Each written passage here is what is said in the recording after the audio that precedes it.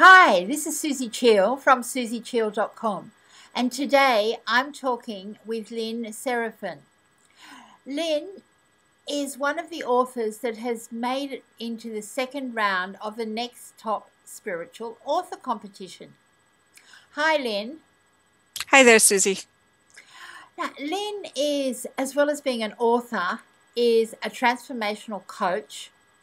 She's also a book promotion coach and Mhm. is helping a lot of authors actually get their message out to the world. I've been involved with a couple of the promotions that she's done, and through that, Mhm. I've met some other authors and things, which has been fantastic. And today, we're going to be initially having a look at Lynn's book. Have you got it Mhm. there, Lynn? You might like to hold it up.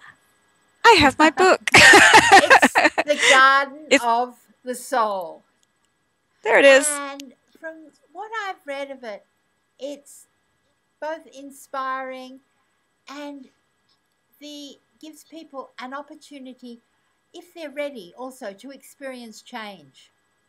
Mm. So, Lynn, would you like to tell us maybe? I'm fascinated about these four flowers and how that Mhm. concept came about.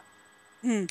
Well, yeah, the complete title of the book I want to mention because there is another book out there in the market called The Garden of the Soul. So the complete title of the book is The Garden of the Soul: Lessons from Four Flowers That Unearth the Self. So you're right. The unearthing is all about change.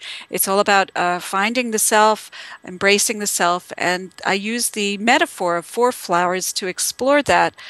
How I came up with the four flowers, I tell people all this. I tell people this all the time. I didn't. They found me intuitively. And the four flowers are the rose, the iris, the daffodil, and the lily. And Susie, I know you said you like the lily because that's what your name means, what Mm, Suzanne means. yes. Uh, but I didn't know at the time what they meant, but I knew they had something to do with the blossoming of self, different aspects of us that blossom. And it wasn't until that was in 2003, and it wasn't until 2007 when I decided that I was going to write a book. I literally woke up from sleep one morning, and I usually get my best ideas just as I'm waking up from sleep. It's kind of metaphoric. Yeah. I'm waking up from sleep, and I saw right away what the four flowers represented, and that each of the flowers represented a different principle, a different universal spiritual principle. And the rose represented the principle of giving, the iris represented the principle of receiving, the daffodil represented the principle of becoming, and the lily represented the principle of being. And then that became the structure of my book. So the book is about transformation. It's about becoming the self through the process of these four principles. It's more complex than that, but that's it in a nutshell. And a process that so many of us continually go through. It's not something Mhm. that just happens once. You're absolutely right. It's a balancing act. I usually I like when I go and talk publicly about the book or these four principles, or I also have a workshop that I deliver on it. I tell people it's like riding a surfboard, although I've never surfed, but it's what I imagine riding a surfboard's like, where you're constantly having to balance this way and that way, forward, back, side to side, and if you resist the waves and you say, "Oh no, there's the wave," and you resist it, you fall off the board. But if you learn to feel the waves and the ups and downs of life and the ins and outs, and you ride it, you learn how to master these principles, all of these directions, and you actually enjoy the ride. So you enjoy, even when I say enjoy, I mean you understand and you're present and you get value out of even painful events in your life. You find joy even in the pain. I think that's wonderful, and I love the metaphor of the surfboard. That's something that I enjoy most mornings as we walk on the beach. We I had a live, feeling. yeah, we live somewhere where the top surfers all come to. It's called Snapper Rocks. Also, that your book is something that somebody could pick up and think, wow, it might be just the opening that they need that sets them on that path. I hope so. It took me a while to really land the subtitle, especially. And I hope it is an invitation because it was intended to be an invitation. The book is not written when it came out. I self-published it in 2009, April 2009. You were on the campaign helping me launch the Yeah. book. In fact, that's how we met each Yeah. other. The My intention when I wrote it was not to be a self-help book that told people how to do things. And the reason why I bring this up is Yeah. that it actually became a bestseller in self-help and in spirituality and mind, body, spirit. But my intention was not that it was like, do this, here's a formula, here's another system to follow. There's a lot of books on the market that do that. I didn't want to do that, not with this. This was an invitation to step into the journey. So I wrote it in story format, in a combination of my own autobiographical transformation, my own autobiographical stories, and also my fantasy kind of meetings with the four flowers. You might say they were channeled. I sometimes say that. I believe Mm-hmm. I I believe they kind of were because I sat down and when I was going to meet the four flowers, I would sit down and I'd say, okay, I'm meeting the rose, and what does she say to me? And sometimes she would say things to me that I couldn't figure out how to answer. Thanks, Lynn, for sharing your story of the book. And it must have been quite exciting when you found you got through to the second round of the Next Top Spiritual Author Competition.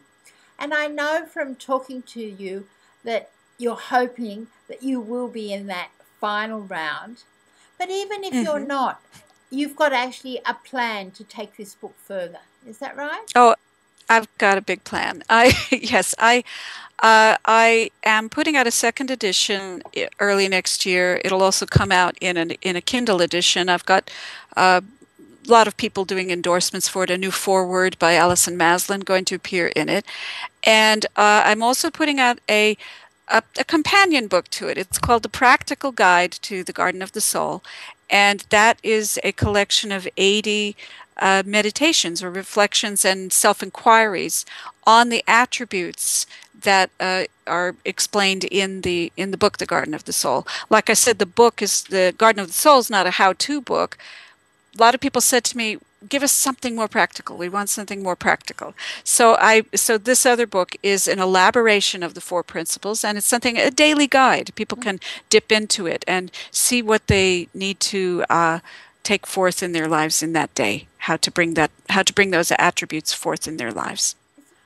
So for people who voted for Lynn in the first round, if you haven't been back or you're not sure whether you are, just go back, because remember, you will have registered, because to vote you have to actually register. But you don't get inundated with a lot of email. Well, I haven't been No. so far at all. Yeah. Now, Lynn, Mhm. is there anything you'd like to say to the people who are watching this now before we send them off over to your page? Yeah, I would love for anyone who's watching this who thinks they have a book inside them, especially an inspirational book, a mind, body, spirit, a self-help, a spirituality book, to consider writing a book. And I do work with authors to develop their books, to learn how to promote their books. I'm really, really big on promotion. And I'd like them to check out a site that I have just for them called Spirit Authors. And that's at spiritauthors.com. And they can see that I have some courses on offer there that they can test drive. They can test drive 14 days for $1 and take their dream forward, because I am committed to working with authors who have a message, and I'm committed to helping them get the message out. And I also help new authors or authors who have a book coming out. I help them create Amazon book campaigns, which is something really exciting for me. So check out Spirit Authors. You'll find out about all of that. And maybe you can be involved in a launch campaign, or maybe you want to take a course, or just contact me on the contact form on that page. And I'd be happy to talk to you about your book. Great. Well, thank you so much, Lynn. That's been great talking to you today. And it's been great to finally actually meet you. I know, it's great. I love it. And I'm looking forward to future joint ventures that we're going to have together, Susie. I think so. So this has been Susie Chill from susiechill.com talking with Lynn Seraphin today.